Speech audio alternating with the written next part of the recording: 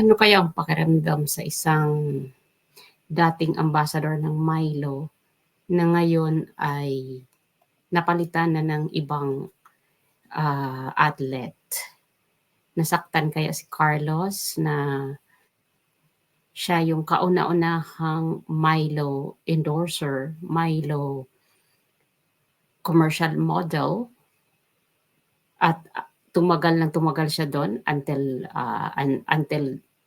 his career end this year, na dapat sa kanya pa yung title na yon, at biglang naglaho dahil sa pakikitungo niya sa kanyang mga magulang na hindi naging maayos. Nasasaktan kaya siya na ang pinagkakaguluhan ng bayan ngayon at ng mga kabataan ay si EJ Obiena? Ano kayang pakiramdam na tinanggalan ka ng product na for the very long time you were the endorser? Ano kaya ang pakiramdam na binabash ka ngayon dahil hindi na ikaw yung kinuha ng Milo Company? Panoorin natin kung gaano kasikat ngayon si EJ Obiena. Pinagkakaguluhan siya sa Pasig Elementary School dahil bumisita siya doon. Ito po ang video. Panoorin natin.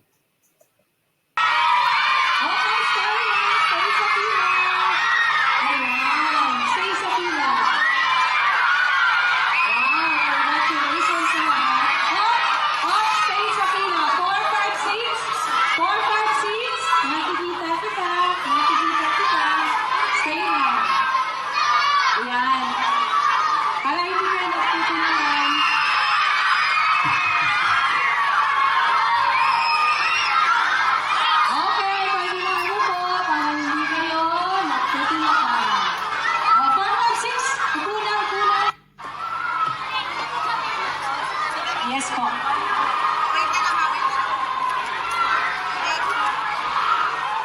Okay, so... Hi! Okay, sige. Kinder 1, dito tayo sa side, sa kaliwa. Dito, moves ako ng konti sa left. Left, yan. Left, para may space tayo dyan. Yan, hindi kayo mahirapan. Ayun, napanood nyo kung gaano ka sikat ngayon si EJ, at sa kabila ng kanyang kasikatan, nananatili ang kanyang pagiging feet in the ground. Kaya good job EJ and congratulations. Ito sana yung pumipirma dyan ay si Carlos Yulo.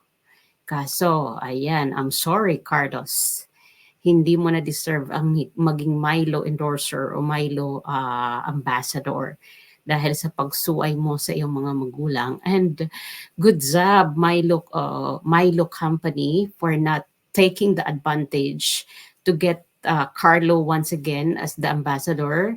Sa kabila ng kanyang kasikatan, hindi nyo ginamit at hindi nyo tinake advantage yung kanyang pagkamit ng 2 gold medal as the gymnast winner. Kasi ang ibang company niyan, iti-take advantage yan dahil sikat. Pero kudos talaga to Milo Company, as in sobrang congratulations din sa inyo for a job well done na hindi nyo tinotolerate ang mga ganitong klaseng pag-uugali ng ating mga kabataan at ating mga athletes na suwail sa magulang. Kaya hats off din sa company ninyo dahil napakaganda ng inyong naging desisyon na ilaglag si Carlos dahil hindi siya karapat-dapat dyan.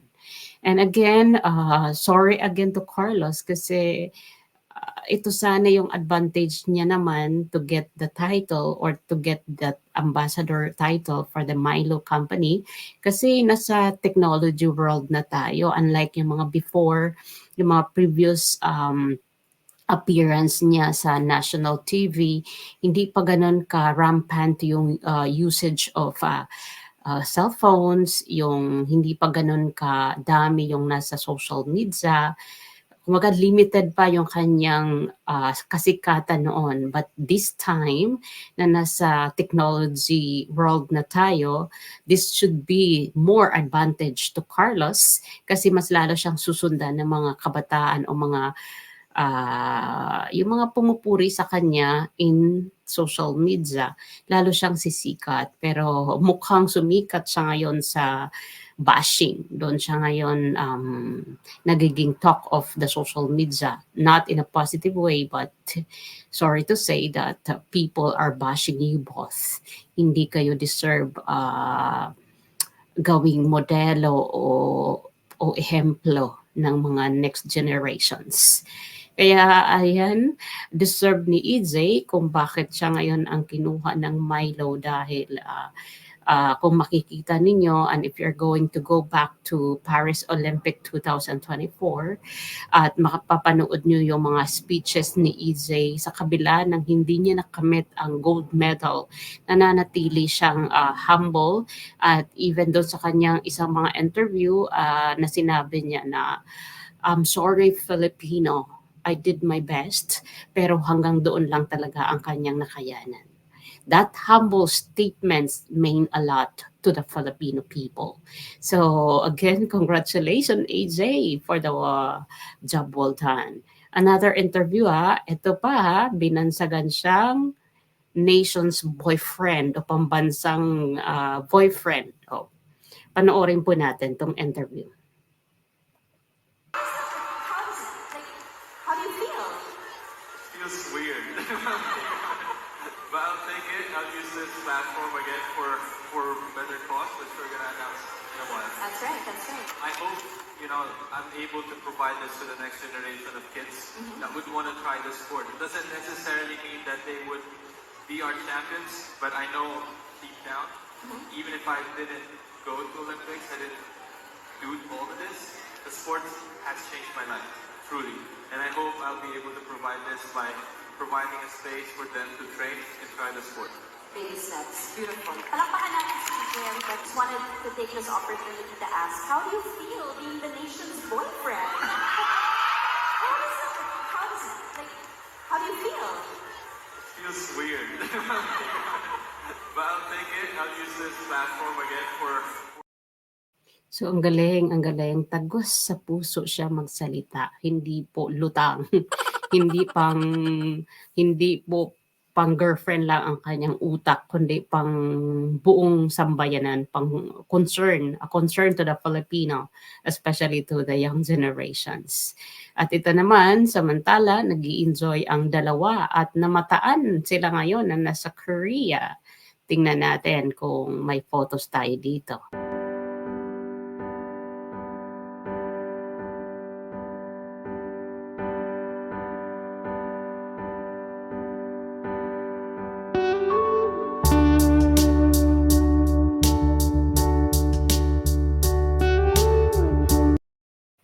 So ayan, nag-i-enjoy sila habang marami pang pera at meron din mga sabi-sabi na nandun daw din kasama ang pamilya ni Chloe, yung stepmother and her dad and the step sibling. So wala pa tayong resibo about that, pero marami ang mga nag-comment na they are now enjoying their trip to Korea at may post po si Chloe na hindi na lang daw Japan ngayon ang kanilang mga napupuntahan, but now they are in Korea. Nakakalungkot lang kasi imbis na ang kasama ni Carlos ngayon ay hindi lang si Chloe, a family should be included, pero hindi po sila ganun ka generous to share their resources. Gusto lang nila talaga masolo yung happiness, yung paggasta ng kanilang mga rewards o award. Well, that's their life. Nandito lang po tayo para mag-suggest kung sakali mabago pa ang isipan ni Carlos, pero kung hindi na po kasalanan ng kapwa na kung napariwara sila o napunta sila sa material o worldly things o worldly life. Hindi na po natin kasalanan kasi nagbigay na po tayo ng ating pagpuna na obligasyon natin sa bawat kapwa na pumuna kapag ito ay hindi nararapat. So, again, congratulations to EJ and sana marami pang mga athletes na katulad ni EJ ang manatiling fit on the ground. Thank you very much. Bye for now.